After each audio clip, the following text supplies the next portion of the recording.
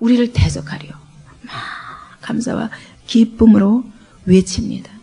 어떻게 하나님의 진노 아래에서 멸망당할 수밖에 없었던 우리가 아무것도 한 일도 없이 다만 예수를 믿음으로 말미암아 그분이 나 대신 이 모든 값을 치르셨다는 사실을 믿음으로 받기만 하면 이 모든 것이 나의 의가 되어서 그리스도께서 이루신 완전한 하나님의 의가 나의 의가 되어서 나를 죄 없다 용서하겠다 그 정도가 아니라 의롭다 하시고 나를 통해서 놀라운 영광의 도구로 만들어 가셔서 내 안에 그리스도의 형상이 온전히 이루어지기까지 일하시는 그 주님의 놀라운 약속을 붙잡고 내가 이 모습이지만 오늘도 내가 이 모습이지만 나는 승리할 수밖에 없다. 나는 반드시 그리스도의 형상이 내 안에 이루어져서 정말 주님을 영화롭게 하는 그런 영광의 도구로 하나님의 성령께서 오늘도 내 안에서 끊임없이 나를 인도하시고 나를 통해서 하나님이 그 영역을 넓혀가셔서 하나님의 영광의 도구로 구별하신 것에 대한 그 감격이 있기 때문에 나는 복음의 빚진 자라. 나는 이 사랑의 빚진 자라. 그래서 이 복음에 대한 감격을 그렇게 감격스럽게 외치던 그런 불붙는 가슴이 갑자기 구장에 와서 탄식으로 바뀌는 거예요. 탄식으로 바뀌는 거예요. 이것이 너무 당연한 코스입니다. 우리 안에 구원의 감격이 크면 클수록 오늘 구원받지 못한 영혼과 이 세상의 어둠과 이 하나님을 알지 못하는 세상 나라의 그 멸망길이 그렇게 가슴 아프게 처절하게 보이게 되어 있습니다. 바울은 보니까 이 복음을 가지고 이 복음을 들고 가는 곳곳마다 이방을 변화시키는 일을 하고 있는데 가는 곳곳마다 그를 해방하는 것은 다른 것이 아니라 바로 자기 동족 유대인들이었습니다. 에베소에 가나 또 골로새에 가나 데살로니가에 가나 고린도에 가나 어디 가서든지 말씀을 전하면 오히려 이방인들은 긴가 하고 듣기도 하고 오히려 무관심하지만 유대인들은 적극 핍박하는 것입니다. 그런 자기 동족에 대한 굉장한 아픔이 있습니다. 그들이 핍박하는 정도가 복음을 전하지 못하게 하는 정도가 아니에요. 아주 잡아 죽이려고 바울을 쫓아서 가서 끊임없이 그를 옥에다 쳐넣으려고 그러고 돌로 쳐서 죽은 것 같이 넘어진 적도 있었고 태장을 맞아서 완전히 죽은 자리까지 간 것도 5번이나 되었고 감옥에 갇히기도 하였고 결국은 예루살렘에 그 자기 땅에 유다 민족들이 그 예루살렘 교회가 가난하고 정말 기근들려 핍박 속에서 그렇게 신음하는 것을 알기 때문에 이방에서 이 세운 교회들이 주는 헌금, 성도들이 주는 헌금을 자기는 아무것도 받지 않으면서 그 성도들의 헌금을 가지고 예루살렘 교회에 그 자기 동족에게 갔지만 결국 그 예루살렘 교회에 가서 그가 당한 것은 무엇입니까? 잡혀 들어간 거예요. 누구에 의해서? 유대 종족들에 의해서. 그리고 결국 로마 병정에 손에 옮겨진 것도 유대인들에 의해서였습니다. 결국 그는 유대인들 때문에 순교할 수밖에 없었습니다. 그러한 나의 형제, 나의 고륙 때문에 그가 말할 수 없는 탄식을 하는 것입니다. 내게 큰 근심이 있다. 그리스도 안에 들어왔는데 이제는 내게 큰 근심이 있다면 딱 한 가지다. 그리스도 안에서 내가 모든 것을 주께서 허락하셨기 때문에 이제는 내게는 완전한 자유. 근데 딱 한 가지. 아직도 이 복음을 알지 못하는 내 동족에 대한 아픔이 있다는 거예요. 차라리 이방인들에게는 아픈 대로 가서 전하면 되는데 도저히 이들이 받지 않는 것입니다. 그것에 대한 탄식을 그가 얘기하면서 신음하는 것입니다. 왜 그럴까요? 마음에 그치지 않는 고통이 있다고 말합니다. 밤이나 낮이나 그의 깊은 고통이 마음속에서 그치지 않는 고통이 바로 복음을 받고도 믿지 못하는 자기 골육 친척들에 대한 아픔입니다. 말하기를 내가 차라리 저주를 받아 그리스도에게서 끊어질지라도 내 동족들이 그리스도 앞에 돌아왔으면 마치 모세가 기도했던 것처럼 내가 하나님께 저주를 받아 끊어질지라도 이 백성을 주의 백성 삼아 주옵소서 하고 중보기도 했던 모세의 기도가 생각납니다. 정말 복음을 알고 하나님이 어떠한 분이며 그 하나님의 사랑이 어떤 것이며 이 구원의 길이 얼마나 놀라운 것인가를 아는 사람일수록 믿지 않는 자들에 대한 이 아픔과 고통이 있을 수밖에 없습니다. 이것이 하나님의 마음입니다. 하나님의 마음. 생각해보면 그들은 어떤 자인가? 이스라엘 사람이라. 하나님이 그들을 이스라엘이라 부르셨잖아요.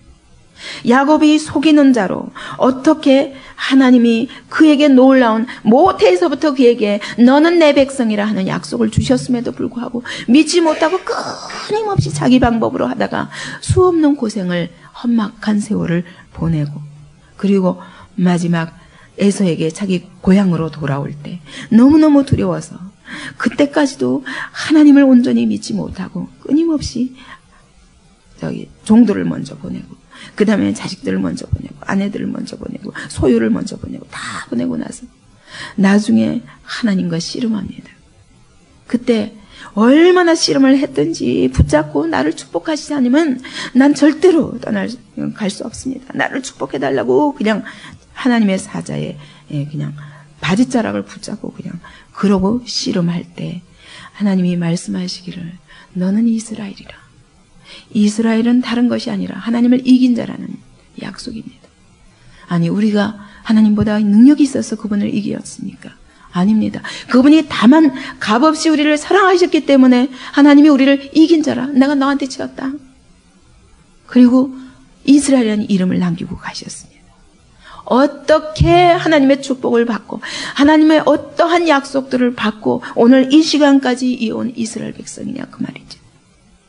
오늘도 마찬가지 아닙니다. 그 이스라엘이 여전히 그 나라에 1%밖에 안 됩니다. 기독교인들이. 그리고 그 나라에 여행했던 사람들은 다 놀라는 거예요. 이 땅에 바로 예수님이 나시고 예수님이 여기서 죽으시고 부활하시고 승천하신 바로 이 땅에 있는 사람들이 어떻게 이런 모습일 수 있는가. 성경이라도 어디서 붙잡고 있더라면 그냥 지나친 게 저 사람은 저런가 보다 그 정도가 아니라 적극적으로 와서 왜 성경을 읽느냐. 이 신학은 성경이 아니다. 그러면서 막 읽지 못하게 한다는 거예요. 이러한 이스라엘 사람들에 대한 그 바울의 고통이 그때부터였습니다. 저희에게는 양자됨이 있었습니다. 하나님이 일방적인 은혜로 그 많은 열방 속에서 그들을 구별하여서 너는 내 백성이라. 너는 내 백성이라. 내가 너희 하나님이 되겠고 너희는 내 백성이 되리라. 이렇게 양자로 삼으셨던 바로 그 이스라엘이 아니냐는 거예요. 하나님의 은혜를 받으면 뭐해? 하나님의 일방적인 간섭하심으로 온갖 이적과 기사를 보면 뭐하냐고요. 그들 많은 영광을 보았습니다. 하나님이 친히 이스라엘 백성에게 찾아오셔서 만나주시고 그 가운데 거하시면서 임마누엘의 하나님 가르쳐주셨습니다. 성막을 짓게 하시고 내가 이 가운데 너희와 함께 거하리라. 여기서 내가 너희들과 만나주리라. 내가 여기서 너에게 무엇을 할 것인가를 내가 일러주리라. 끊임없이 자기를 계시하셔서 나타내셨습니다. 그들이 믿지 못하고 홍해 앞에서 원망하고 부르짖을 때에 하나님께서는 그들의 홍해를 가르는 놀라운 기적을 보여주셨습니다.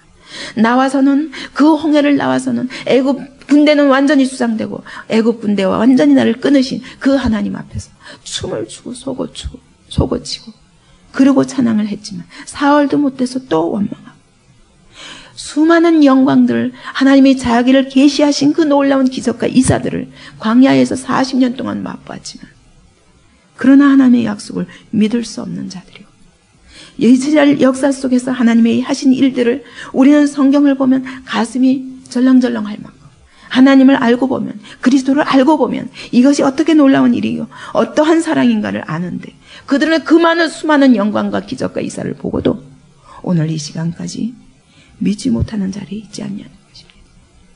언약들 하나님은 친히 이 하나님의 백성들 곧 사람과 처음부터 언약을 통해서 만나셨습니다. 그래서 행위 언약을 맺으시고 할례를 주시고 이것은 너가 내 백성인 증거다 하면서 몸에다 할례를 만들면서 징표를 몸에 주셨습니다. 율법을 주셨습니다. 하나님은 어떠한 분인가 우리에게 나타내시고 그러므로 하나님의 백성은 어떠해야 되는가 나타내시고 하나님의 뜻이 무엇인가 다 계시하셨습니다. 알면 뭐하냐? 알면 뭐합니까? 오늘 우리가 성경 공부를 하면 뭐합니까? 지식으로 백날 알면 뭐합니까? 예배와 하나님께 나아갈 수 있는 길을 가르쳐 주셨습니다. 어떻게 제사를 드리고 어떻게 피를 뿌리면 나오면 내가 너희를 죄 없다 하시고 이후로 오실 예수 그리스도를 통해서 너희를 완전히 사하고 내가 너희를 나의 백성 삼으시고 내게 말씀하시리라. 다 예배로 하나님 앞에 나아갈 수 있는 길을 보여주셨고 우리에게 놀라운 특권을 주셨고 지정한 곳에서 지정한 방법으로 제사를 드리는 모든 것을 알려주셨습니다. 그래서 그들은 이스라엘 역사 내내 오늘 이 시간까지 유대인들은 제사를 지내고 있습니다. 그러면 뭐하냐? 그래도 믿지 않는 거예요. 중요한 것은 예수 그리스도 안에 주신 하나님의 약속을 믿음으로 받는 것이 중요한데 이 모든 것이 무슨 소용이냐는 것입니다. 바울의 아픔이 바로 이것입니다. 약속들, 이 약속들은 이제 예수 그리스도가 오시리라는 그 약속입니다. 예레미야 때도 새 언약을 주셨습니다. 아니, 아예 저 창세기 아담과 하와 때부터 여인의 후손이 오리라. 그가 사단의 머리를 상하게 할 것이고 그는 그의 발꿈치를 사단은 뱀은 그의 발꿈치를 상하게 할 것이나 결단코 그를 해하지 못하리라. 하나님은 우리가 범죄하자마자부터 계속 약속들을 주셨는데 특히 이스라엘 백성에게 그리스도께서 오시리라. 계속 역사 속에서 그리스도를 보내주시겠다는 새 언약들을 약속들을 나타내 주셨습니다. 그 지식이 그들에게 무슨 구원이 되고 있냐 그거예요. 조상들도 있습니다. 아브라함과 같은 믿음의 조상이 있습니다. 그렇게 하면 됩니다.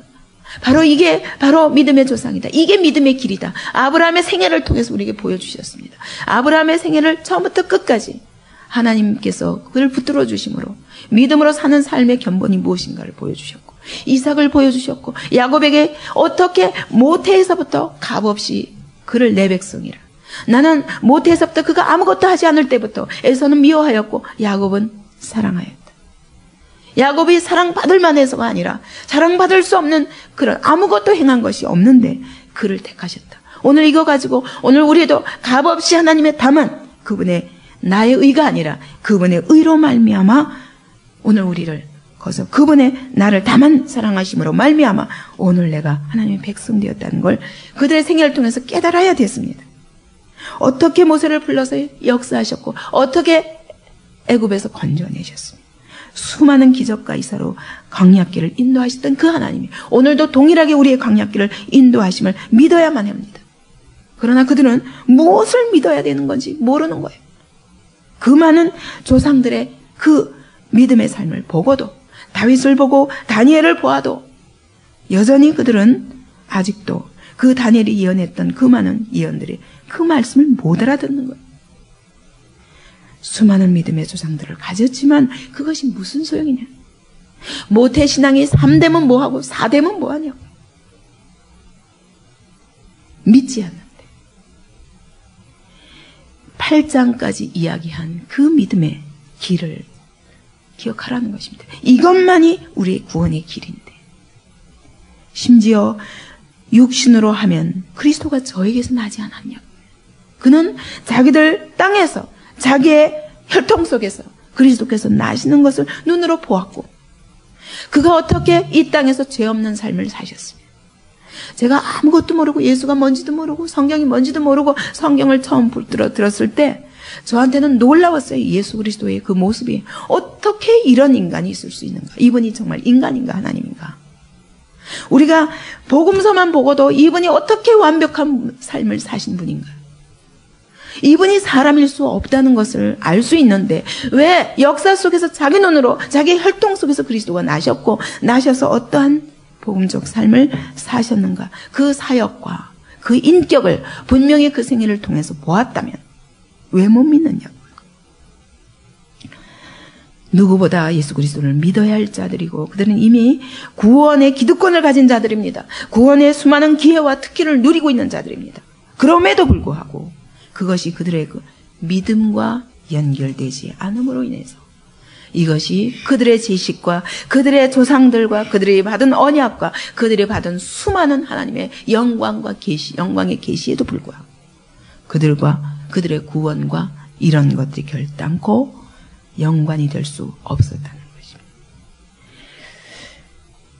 그래서 오늘 이 말씀을 통해서 정말 오늘 우리의 신앙생활도 마찬가지입니다. 하나님이 우리에게 값없는 은혜로 우리를 구별하사 참 이스라엘로 구별하셨습니다.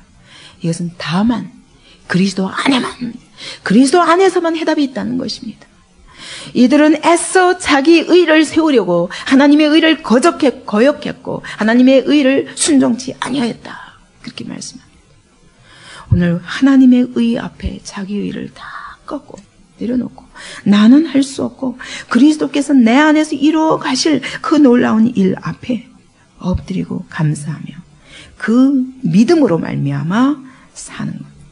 그리스도께 나의 모든 폭을 의탁하고 전에 보지 못했던 그 놀라운 하나님의 영광의 비밀들을 예수 그리스도 안에 있는 그 복음, 예수 그리스도 안에 있는 그 하나님의 사랑을 통해서 확인하고 주 앞에 나아가는, 그럴 때 그것이 진정한 구원의 길이라는 것을 다시 한번 얘기하면서 바울은 이 복음을 이렇게 받고도 수많은 증거를 가지고도 믿지 못하는 자들에 대한 고통을 이야기합니다.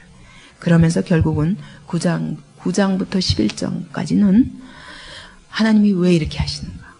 왜 이방인에게는 복음을 깨닫게 하시는 은혜를 주셨고 왜 이스라엘은 그 많은 증거를 가지고도 아직도 저 자리에 있게 하셨는가?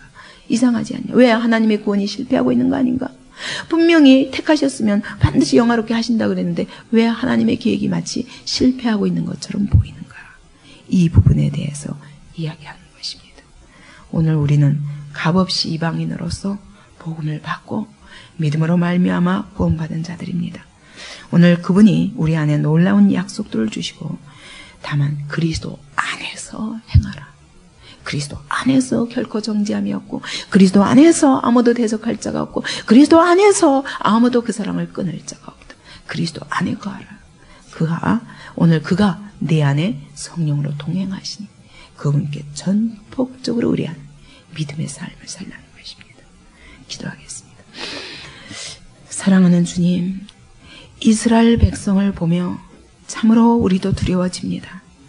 우리가 수많은 영광과 수많은 약속들과 수많은 조상들과 믿음의 조상들을 보고 우리가 여러 하나님 성경을 통해서 가진 지식을 가지고도 성령의 조명하심이 없는 지식이 결단코 우리의 구원이 될 수 없고 하나님이 은혜로 선물로 주신 놀라운 성령의 역사 없이는 이 모든 외적 증거들이 아버지 이런 모든 종교 생활들이 우리의 혈통들이 우리의 의식적인 모든 신앙생활들이 결단코 우리의 구원과 관계가 없을 수 있다는 이것 앞에 두려워 떨며 하나님 우리가 참으로 붙잡아야 될 것이 무엇인가 다시 한번 확인할 수 있게 도와주옵소서. 다만 예수 그리스도 안에 거하며 이 놀라운 영광스러운 생애가 아버지 내 안에서 내 삶 속에서 그리스도의 생애가 이루어질 수 있도록 오늘도 주님의 의 앞에 하나님의 의 앞에 자기 의를 꺾고 복종하는 자들 되도록 축복하여 주옵소서. 오늘 하루도 주께 의탁하옵고 살아계신 예수 그리스도 이름으로 기도하였습니다. 아멘.